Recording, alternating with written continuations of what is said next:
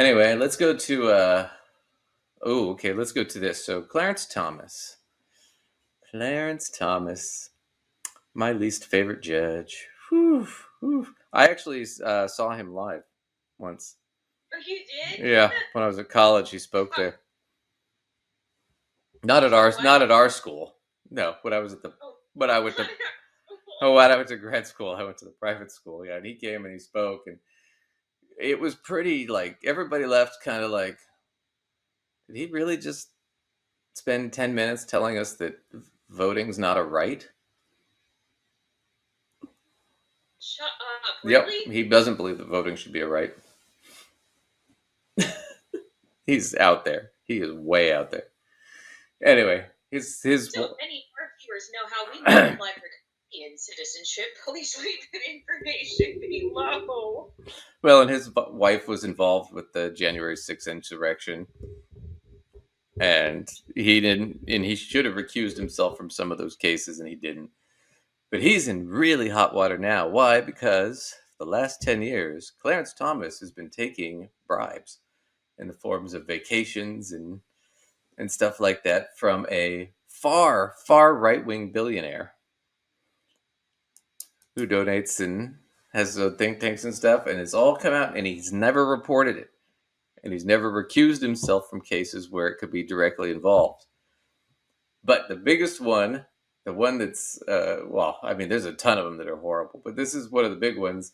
Lawrence O'Donnell from MSNBC, he's gonna walk you in to the magic of Clarence Thomas's under the money table taking activities. Well, we begin this hour with breaking news about Supreme Court Justice Clarence Thomas. Senator Sheldon Whitehouse, a member of the Senate Judiciary Committee, is calling for an investigation of Justice Thomas tonight by Attorney General Merrick Garland, quote, for potential violations of the Ethics of Government Act under Chapter 5 of the United States Code, Section 13106. Senator Whitehouse will be our first guest tonight in this breaking news coverage of a first in American history. In the 234-year history of the United States Supreme Court, no member of the United States Supreme Court has ever appeared clearly to break the law until now. Clarence Thomas absolutely violated the federal law cited by Senator Whitehouse in his demand for an investigation of Clarence Thomas by the Attorney General. The law could not be more clear or more simple. It requires Supreme Court justices and other federal employees to report any real estate transaction, quote, which exceeds $1,000 in real property other than property used solely as a personal residence of the reporting individual. The law makes it clear that Clarence Thomas and other federal employees do not have to disclose real estate transactions involving their personal homes, the place where they actually live. Clarence Thomas clearly and sharply violated this law by not reporting the sale of real estate 9 years ago that he owned but did not live in. That sale exceeded $1,000. To not report that sale is a definite and clear violation of... Gosh, I forget how slow Lawrence is. Let's see. He gets into it here in a second. We'll speed him up. Get to the point, Lawrence. I know you're trying to fill a full hour, but come on, man. Of federal law by Supreme Court Justice Clarence Thomas. And it gets worse. Clarence Thomas secretly sold the property to billionaire and Nazi memorabilia collector Harlan Crow in 2014. Oh, I want to get to that. This guy, Harlan Crow, one of the biggest collectors of Nazi memorabilia in the United States. Just to give you a background on this guy. Oh boy. And how right-wing he is. So this is all about Crow bought Clarence Thomas's mom's house that she still lives in. They're going to get into this. They're becoming her landlord. What was that? Therefore, basically becoming her landlord. Yeah, but she lives there for free. It just keeps getting better. $3,363. That real estate sale included the home of Clarence Thomas's mother, who is still living in the home, appears to be still living in that home to this day at age 94. A home owned now by right-wing Republican billionaire Harlan Crow. Clarence Thomas's mother has a roof over her head tonight, thanks to a Republican billionaire who is giving it to her. Clarence Thomas was a co-owner of his mother's home with his mother when it was sold to Harlan Crow. Harlan Crow immediately relieved Clarence Thomas of the cost of paying the property tax on the home, and then immediately commissioned an architect to design and build very significant improvements to the home, so that Harlan Crow was not just paying for Clarence Thomas's mother to continue living where she was living, but was adding substantial upgrades to Clarence Thomas's mother's home and her daily life. And we should all be very happy for Clarence Thomas's mother that a surge of money into her home in Savannah, Georgia, that a Supreme Court justice could not afford, has significantly improved her living conditions. And the only thing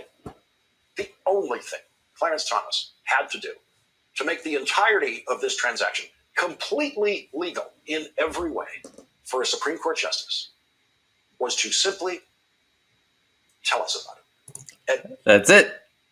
And that's the kicker. It would have been completely legal if he'd have reported it. That's what's just screwed up in itself and of itself. Don't get me wrong. That's totally fucked. So But confusing why he wouldn't declare it, because that's all he had to do. Because nobody even had to approve of it technically, right? He literally just had to declare its existence.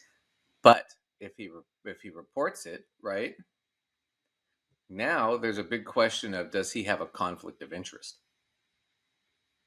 Because the guy who owns it, the billionaire who owns it, is a right-wing donor and has a political agenda. So now if things like, oh, I don't know, the Dobbs case where they shot down Roe v. Wade, if that comes up, now there's a question of, should Clarence Thomas even be voting on that case or passing judgment on that case, because he's in the pocket of a billionaire who's a right-wing guy who's against it. So he could be, and he's bought. So now he should recuse himself from that case, shouldn't he?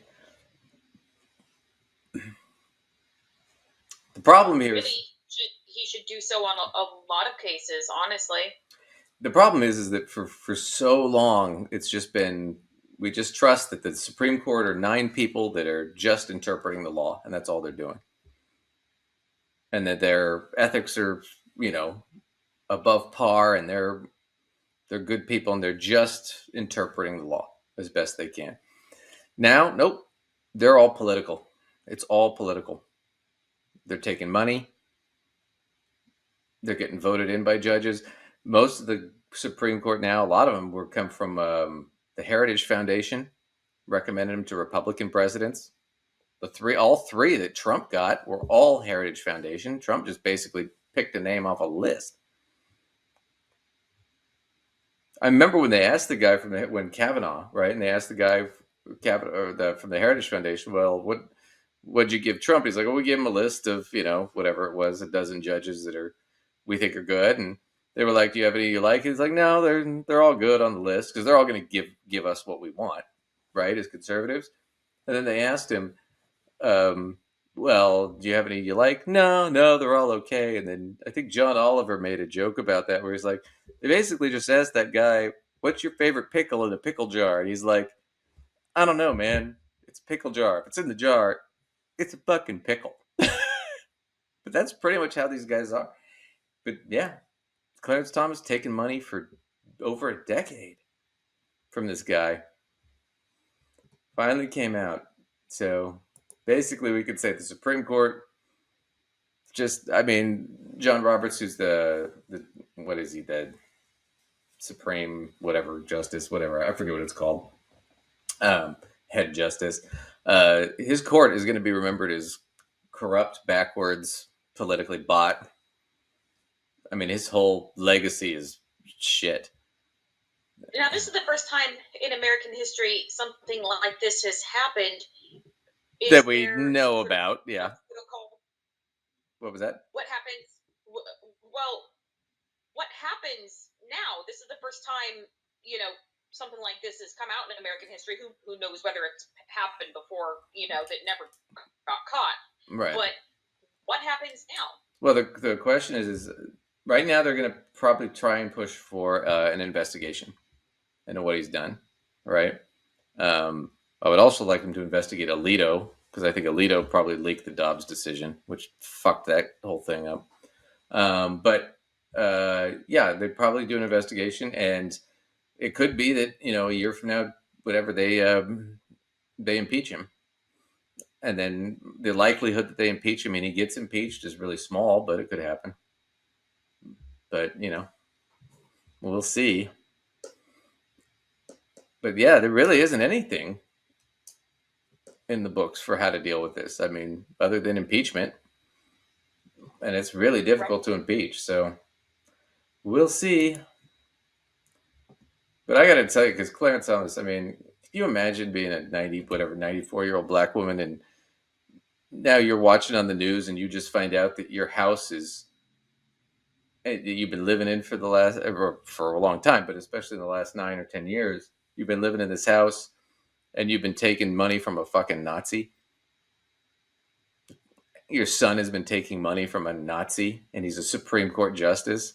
I mean, my parents would fucking disown me, man. I don't know. Man, I'd be calling the movers. I mean, because at 90-some years old, I probably wouldn't be moving myself, but if I had it together enough to be dialing and talking to movers, I'd be like, get me out of here. Yeah.